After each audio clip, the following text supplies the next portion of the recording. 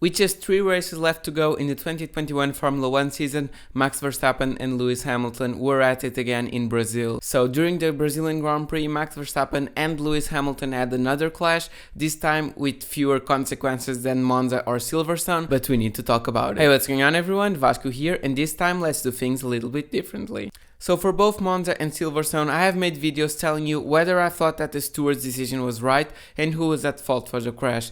But this time, I really don't want to focus on who was at fault. I really want to focus on the stewarding regarding this crash because I was a little bit worried. So if you watch the Brazilian Grand Prix, you know that the clash happened when Lewis Hamilton was trying to make an overtake on Max Verstappen during lap 48. So what happened here was that Lewis was behind Max with the DRS and very close coming into turn 4, and he made an overtaking attempt around the outside. Now this is a perfectly normal move, and it was very much on because when they got to the corner entry, both cars were side by side and Lewis was even a little bit ahead. But when you know it, you cut to the next angle and you see both cars way outside the track, so more than 4 car lengths off the track. And when I say car lengths, I mean in width and not in length.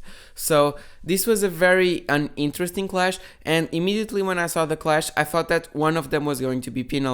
And now I didn't know who because I didn't know what happened. So when I saw the clash and from that first helicopter shot, I didn't really know who was to blame because there was no damage and both cars were off the track, so no car was really gaining an advantage. And one of the things that you really need to take into account when you see these kinds of crashes is the steering angle in both cars. And one of the things that shocked me during the Grand Prix was that the stewards made the decision not to give any penalties without having access to the footage of Max Verstappen's cars and his steering wheel. So we only had footage of the rear wing, we didn't have the footage from the steering wheel, and that footage actually only came out today. So you need the images from Max's steering wheel because these images are actually very much crucial in determining whether Max actually tried to make the corner or whether he opened up the steering and made Lewis go off the track intentionally. So these images only came out yesterday, so I'm recording this video on November 17th, so they only came out on the 16th, and this was way after the stewards actually made the decision not to penalize. But what shocked me here was actually Michael Masi, because if you don't know, when a clash like this happens, what usually happens is that Michael Masi notes the crash, so he's the race director, he notes the crash, but he's not the one who gives penalties. So Michael Masi, when he sees this, he notes the crash and he can either ignore it or send it to the stewards for further investigation. But in this situation, Michael Masi actually determined that there wasn't even the need to get the footage to the stewards and to have them analyze this clash. And honestly, I think that this was a very wrong decision because we didn't even have all the camera angles, so how can a decision be made without all the camera angles? And I honestly think that this time Michael Masi did a bad decision and he should have waited until after the race to get the camera angles that he needed and then made the decision. And I know that we all want the penalties to be given during the race, but you cannot use the let them race approach in order to hide the fact that you don't have all the information that you need. So now let's actually take a look at the footage that Formula 1 just released of both drivers' steering inputs, and let me tell you why I think that Max's steering input is crucial into deciding this crash. Actually comes from the inside, and Lewis here is trying to make a normal corner angle, and he needs to open up the steering wheel in order not to make contact with Max. And again, I really want to say that this is a kind of incident that only cannot be a crash because these are two of the best drivers in the world right now, and had these drivers been someone in the midfield or any other driver, I think that they would have both ended up in the DNF and not in the just outside the track. So you can see that both drivers then go outside the track and they are way outside the track, but thankfully both drivers didn't crash and both are in a position to continue racing. Okay, but now looking at the crucial angle. So this is Verstappen's onboard, and you can see going into the corner that he goes to the inside in order to try to defend, and this is something very normal in racing drivers. When they know that they are being overtaken by a car that's much faster, they go to the inside to try to defend because that's the way that they can make the least distance possible in the corner. So this is a thing that makes a lot of sense from Verstappen, and you can see that going into the corner, and into the 15-meter bollard, you can see that Lewis Hamilton is way ahead, but that Max's car is still aligned with Lewis's car, so the front axle of Max is just a little bit behind Lewis' rear end. So Max is also entitled to try to make the corner. So now this is a battle, and let's see the crucial steering angle of Max. So in your screen right now, you have what is a normal line from Verstappen. So what you are seeing on your screen right now is what Max Verstappen made every single other lap and into qualifying in order to make this apex. And of course that Lewis is on the ideal line, so Max would need to close the steering wheel a little bit more, so he would need to turn in a little bit more than he usually does in order to make the corner, since he's on the inside and not on the ideal line. Let's just be clear on the rules that they can fight for the corner, and none of them, especially in a battle situation, is mandated to go to the apex. So the apex of the corner is just a faster line through the corner, and none of them actually needs to go to the apex.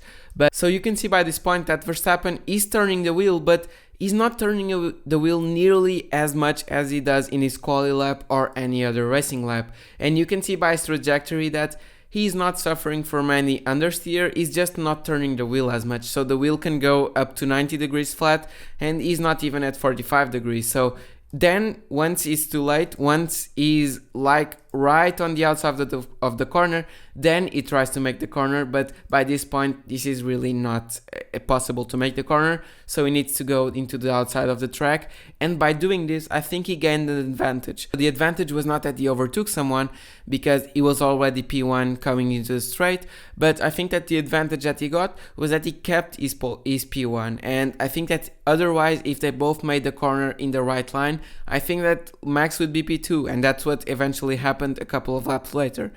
So I think that Max actually didn't try to make the corner, but I think that this was just hard racing. I'm not offended by Verstappen's actions. I don't think it was dangerous racing. I think it was just hard racing that went a little bit over the line. But I don't know how the stewards can make the decision not to penalize Max Verstappen without this information. And this apparently is what Mercedes also thinks, because Mercedes actually appealed the decision from the stewards not to penalize Max Verstappen. But what does this mean? So in the Formula 1 sporting rules, there's a statement that says that every single team has the right to appeal a decision. So this was a decision that directly involved Mercedes and Red Bull, so if Mercedes has new evidence that they feel that the stewards didn't use in order to make the decision, they can appeal the stewards' decision and try to get it overturned.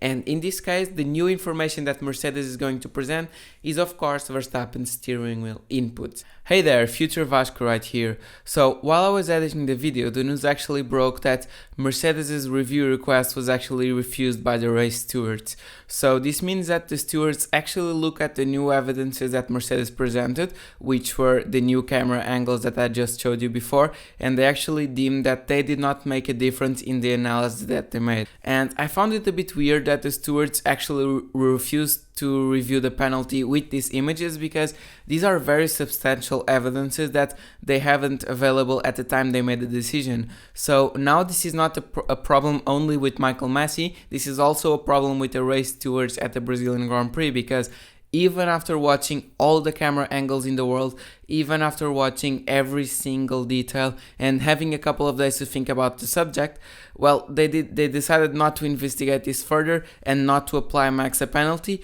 But the problem is that they didn't decide even if they would or would not apply Max a penalty. They refused Mercedes' request to investigate, and I find this to be a little bit weird, because I honestly thought that this was the consensus of the whole Formula 1 community on Twitter and on YouTube, etc., that the evidence was actually very relevant. And honestly, I agree with them all, because I think that these images are quite relevant, because even though I'm not saying whether Max should or shouldn't get a penalty, I honestly think that you cannot say that the driver's actions were irrelevant to a penalty, because when you're judging a penalty, you should judge it by the accident itself and not by the outcome. So by the action and not by the consequences.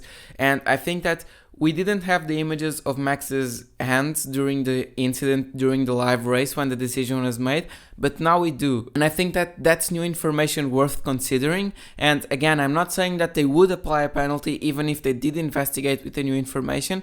I'm just saying that it's quite weird that they didn't investigate. And I think that this can have a lot of repercussions for the whole Formula 1 community and for the way we see racing in the future, because stewards need to be consistent with their past decisions. So if another incident like this happens again, they cannot give a penalty because they need to be fair and they need to be coherent with actions that they did in the past.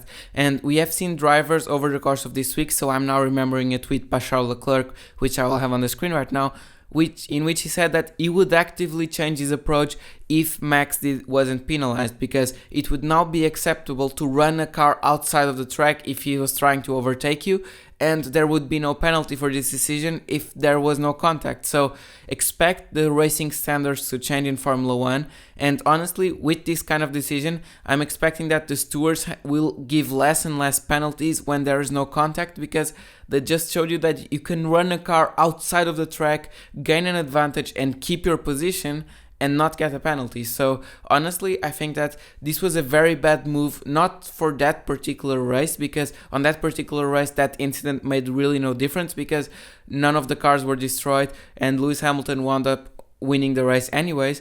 But there are races where it can have a lot of consequences, because drivers now know that they can do one more thing that they couldn't do before, and it's something that's honestly quite aggressive, and they can do it without a penalty. So I think that this is a very weird decision by the stewards. And I'm not saying again that Max should be penalized or not, but I just think that the decision not to investigate by Formula 1 stewarding was actually very weird, and is something that is going to affect the way that we see racing over the next couple of years and the racing standards that we see over the whole course of Formula 1, Formula 2, Formula 3 and the whole of motorsport. So I know that the ending of this video was a little bit more opinionated than usual, and I honestly usually stick to more technical minded content, but sometimes an incident like this comes and I just need to put my opinion on camera. And again, I'm not saying that any of the drivers should have gotten a penalty, I'm just giving you my thoughts on the whole implications that this incident can have, not only for that particular race but for the future of Formula 1. So this has been it for this video, and I hope you guys enjoyed. And just a quick announcement, if you reach this far and you want to get in contact with me more directly, I will have a new email address on the screen right now that you can email me. I will do my best to get in touch with all of you guys that email me, but honestly sometimes the comment section gets a little bit crazy with so many comments. It's very easy for me to accidentally overlook your comments, but all of your feedback and all of your thoughts are very much appreciated. So if you have something that you want to say to me, I may take a while to reply, but there's my email address, you can shoot me an email. So this has been it for this video. I really hope you guys enjoyed, and if you did, please don't forget to like and subscribe. And if you enjoyed this video, I think you will enjoy this one right here, so please check it out. So this has been it for this video, and I hope to see you again in the next one. Goodbye.